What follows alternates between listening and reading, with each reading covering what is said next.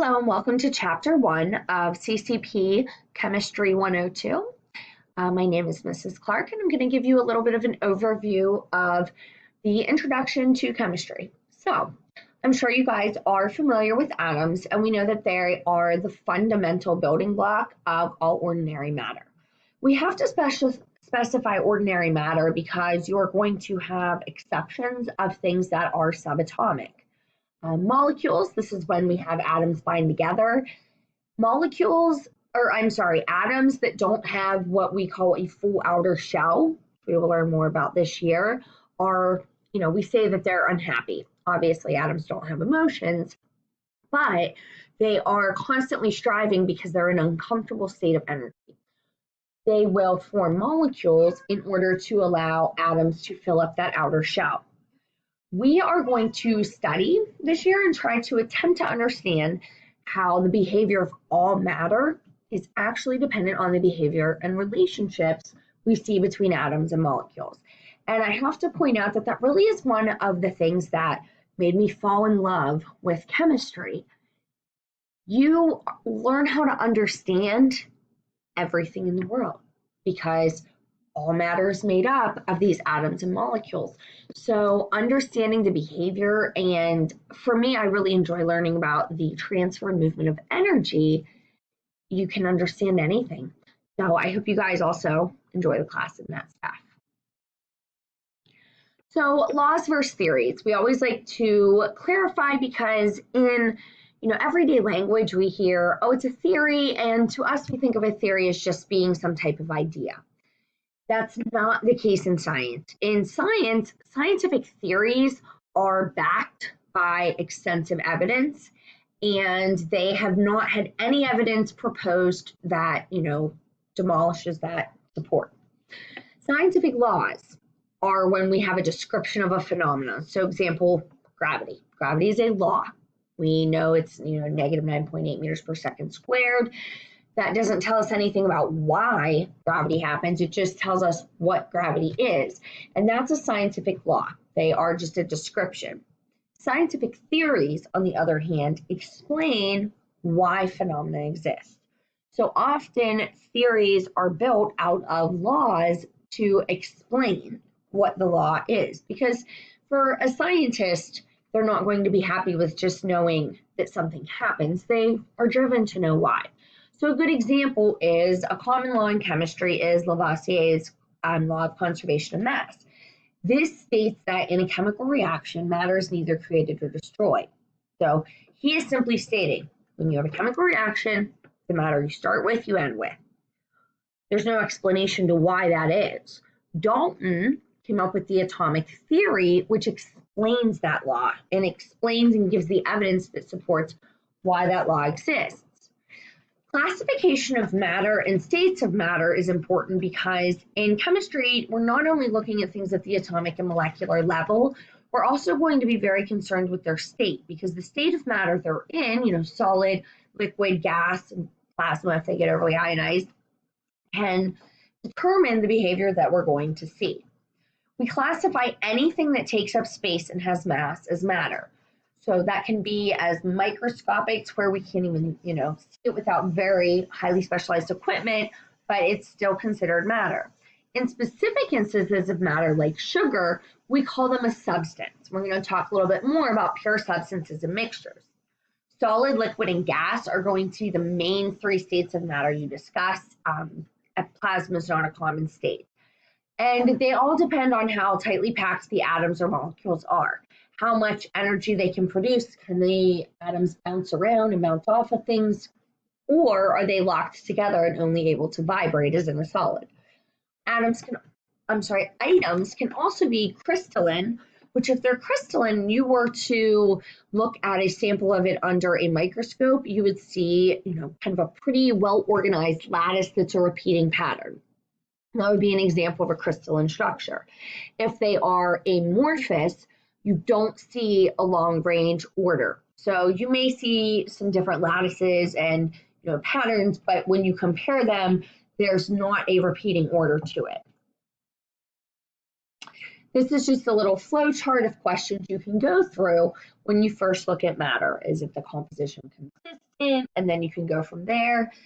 This is just a way to help you figure out what you're looking at when you have an unknown substance. We also have methods of separation because in mixtures, we may want or need to separate the two components from each other.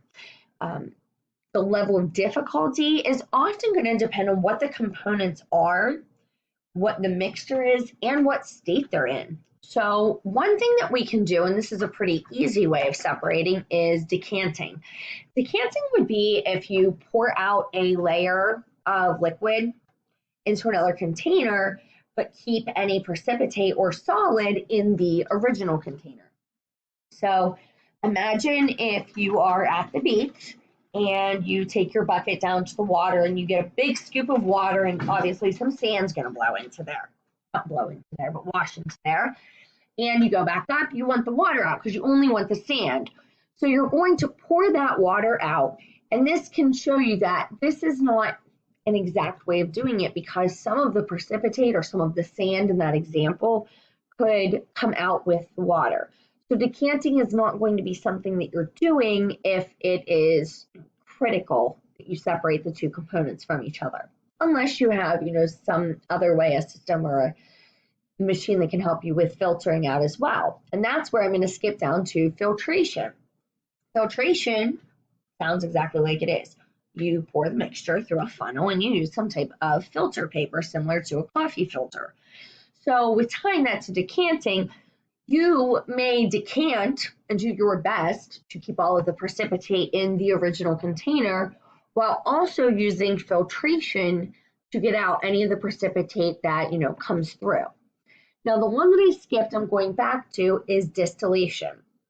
Distillation is a way of using boiling temperatures to boil off the material that vaporizes easier, and that's known to be the more volatile liquid. And there is an apparatus that you would set up in which you heat up the mixture to the boiling temperature of the more volatile liquid, so the lower temperature.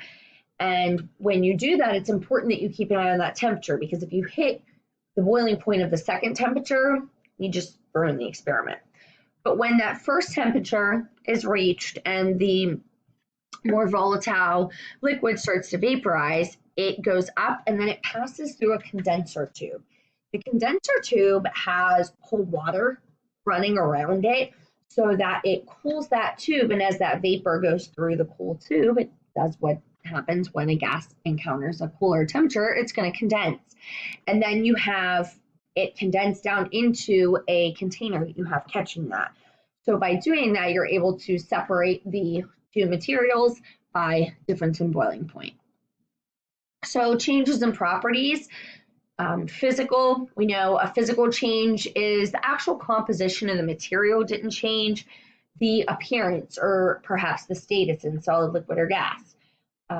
It's a property that's displayed. If we're talking about a physical property, no changes are made to composition. In a chemical, it is a change in which the original substance is actually transformed into a new substance. So there is a rearrangement or a movement of atoms, and you are creating a new and unique substance that's completely different from the original. If we're talking about a chemical property, it's going to be one that is only displayed by changing its composition through a chemical change. So chemical properties, you have to have a chemical change to occur to even observe it. Now we're going to talk about the role of energy. And like I said at the beginning, energy was something that made me fall in love with chemistry because you learn all about how energy flows throughout different systems and different reactions. And to me, it is just mind-blowing that all of the energy on this earth has been here since the beginning. Energy can't be created or destroyed.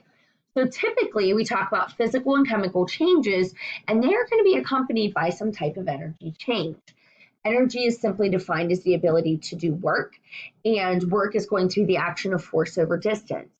When you're figuring out the total energy of an object, you are going to combine two different types of energy. Kinetic energy, which is simply put the energy of motion, and you also have to look at what's known as energy of position, composition, and that's potential energy. And the reason we say position or composition is you can have potential energy because you're holding a ball up in the air and it has that potential for you to let it go. When we talk about composition, that's because there is chemical composition that has chemical bonds with trapped energy in them. And if you break those bonds, you can release that energy. So we have to look at that as a type of potential energy as well. Another important law in chemistry is the law of conservation of energy. We already talked about the conservation of mass, but when we talk about the conservation of energy, it states the total quantity of energy is going to remain constant as energy flows between objects. This means that in a closed system, if you are looking at energy transfer, you know that what you start with, you'll end with. Systems that have a high potential energy are typically unstable. They are going to change in whatever way they can to get to their lower potential energy because that's going to be a more stable and comfortable state. High potential energy, not a very stable state to be in for any system. So units of measurement, you're going to want to look these over in the book. Make sure you are familiar with your prefixes. That's something that will be used constantly throughout the class. Those can be found on page 17 in your text. Density and volume, these are very common derived units used in chemistry. A derived unit is any unit that you take measurements and then have to calculate or derive the final answer. So the equations up here, this down here where it says 1 milliliter is equal to 1 cubic centimeter, this is a common conversion in medicine. Just keep in mind that on your quizzes and exams, I will give you conversions. And I will also give you your equations. So unless you're explicitly told this is something you have to memorize, your equations and conversions will be given to you. You will not be given your prefixes though. So understanding, the difference between a kilometer, a centimeter, a meter, you need to know those conversions. So density, I wanted to put this equation up here in this form because P, which is the Greek letter rho, can also be used interchangeably with D for density. So if you are to see that Greek letter rho, or if you see D, both represent density in chemistry. Intensive and extensive properties. If the property is independent, meaning that no matter how much of the substance you have a sample of to test, it's going to be the same, like your density or hardness, those are intensive. Extensive depend strongly on the amount you have. So your mass, your volume, they are, heavily dependent on the amount. Measurement reliability, look over your significant figures that I know you guys have learned because it's important that you are able to use them to express how precise and accurate your measurements and calculations are. There is a study guide under Unit 1, and that is actually a significant figures worksheet. If you want to go ahead and work that out and send it to me, I can send it back with feedback for you. It's not for a grade. If you feel comfortable with the sig figs, you do not need to do that worksheet. So precision, accuracy, acceptable and non-acceptable error, you're going to want to look this over. Basically, unless you're told differently, we're going to say that 5% error or less is acceptable. If you have over 5% error on a lab, you need to figure out what may have gone wrong and have an explanation for, was it something with my equipment not being calibrated? Was it an error in calculation? So it's not that you would have to redo the lab, but you do need to go back and look and try to figure out where you made a mistake. Dimensional analysis. This is where you are making conversions. It's just a big word for saying conversions. That's what the homework's going to be. Look through the examples that'll be posted up on Canvas for you. Okay, so I am going to stop the video here only because I'm about to time out on how long I can go, but I will explain the rest and upload a second video shortly. So just give me a few minutes to explain the rest to you guys and you'll have the entire first chapter. Thank you.